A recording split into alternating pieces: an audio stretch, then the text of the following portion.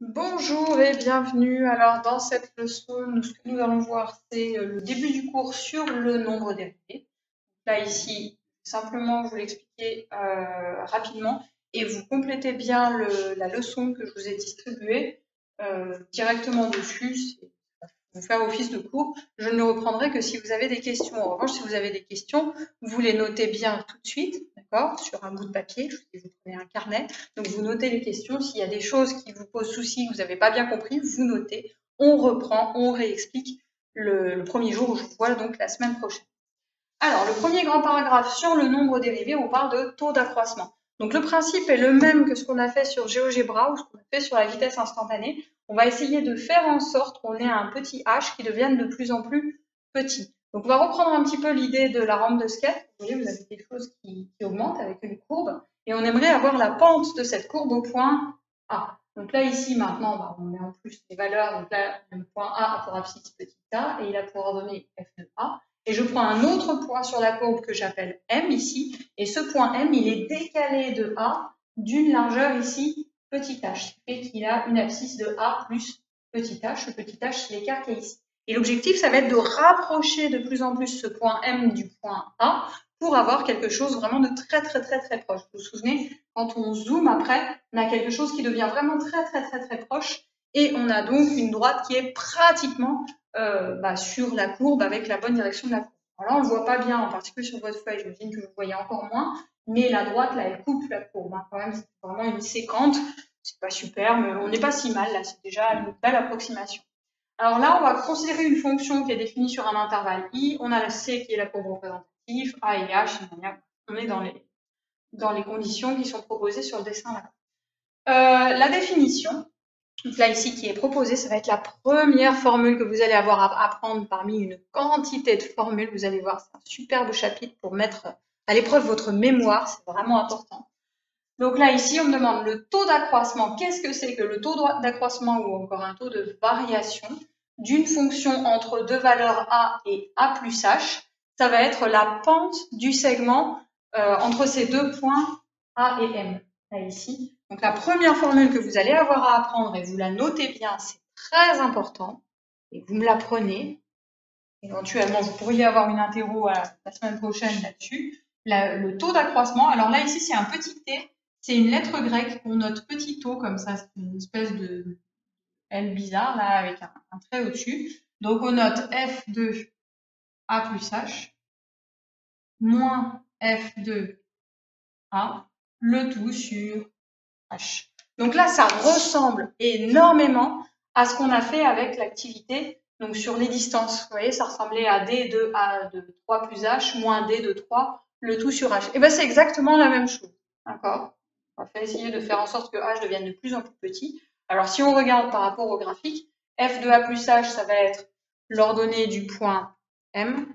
Hop, ici, donc je vais faire ça moins ça. Comme ça, je vais avoir cette distance-là que je vais diviser par h, donc par cette distance-là. Donc là, sur votre graphique, si vous voulez, vous pouvez le rajouter en plus de ça. Hop, ici. Là, la hauteur qui va être là, ça va être f de a plus h moins f de a. Donc là, je vais faire en rouge pour l'autre. Hop. Et cette distance-là, c'est h. Donc, chose dont on a parlé aussi la dernière fois, c'est ce qu'on appelle la pente de votre droite, le coefficient directeur de votre droite. Quel est le dénivelé? Qu'est-ce que j'ai monté par rapport à combien j'ai avancé? Donc là, ici, f de a plus h moins f de a, c'est ici ce que j'ai monté par rapport à combien j'ai avancé, donc par rapport à h ici. Voilà. Et ça s'appelle le taux d'accroissement ou alors le taux de variation. Alors, on va tout de suite compléter la petite remarque qui est en dessous. Le coefficient directeur de la droite AM est, ça fait pas de mal de le réécrire. Comment est-ce qu'on calcule un coefficient directeur? On va simplement dire que c'est y de m moins y de a sur xm moins xa. Donc à nouveau, c'est la même chose. Hein. Ym moins yk, c'est la hauteur que je vais avoir parcouru en hauteur. Sur xm moins xa, donc par rapport à combien j'ai avancé, je remplace. Donc, y de m, d'après votre graphique, c'était f de a plus h, moins y de a, donc moins f de a, et le tout sur donc, x de m qu'on voit là-bas sur le graphique, A plus H, moins X de A qui était petit a. Donc ça nous donne bien, là, si je simplifie, A moins A qui disparaissent, ça me donne bien le taux d'accroissement. Donc finalement, ce taux d'accroissement là que vous avez déjà bien mémorisé, que vous avez bien en tête, ça correspond à la pente de votre droite AM qui est représentée sur le dessin là-bas. Donc ça va être la pente de la droite.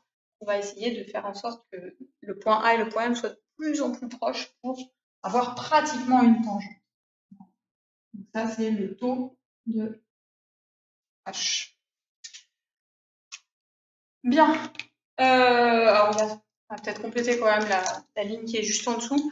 On s'est écrit que plus H est proche de 0, donc là ici ce petit H dont je parle depuis tout à l'heure, plus H est proche de 0, plus la droite AM tend vers une position limite que l'on appelle, alors là ici, ça, plus votre H devient très petit comme ça, plus le point M va se rapprocher de plus en plus du point A ici, et vous allez avoir donc pratiquement un seul point, parce que les points vont être pratiquement l'un sur l'autre, un seul point sur la courbe, et une droite qui frôle la courbe, qui prend la pente de la courbe, vers une position limite que l'on appelle donc la tangente.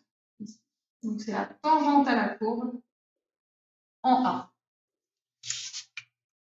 Voilà, alors petit cas particulier quand même, vous ne pouvez pas avoir le H qui est égal à 0, qui est écrit juste en dessous. Si vous avez H qui se rapproche de 0, ça fait que le point M devient très proche de A, il se rapproche de plus en plus. Alors ce qu'il y a de bien avec les maths, c'est qu'on n'est pas limité. On peut toujours rajouter un 0 et faire 0,0000001 et toujours se rapprocher encore plus du point M. En revanche, je ne peux pas remplacer H par 0, parce qu'à ce moment-là, ça veut dire que le point M il est sur le point A, et à ce moment-là, j'ai plus qu'une droite. J'ai simplement un seul point, plus ma droite AM, et je ne peux plus rien faire du tout. Donc une fois que vous avez pris les notes là-dessus, vous pouvez faire l'exercice 2 de la page 121.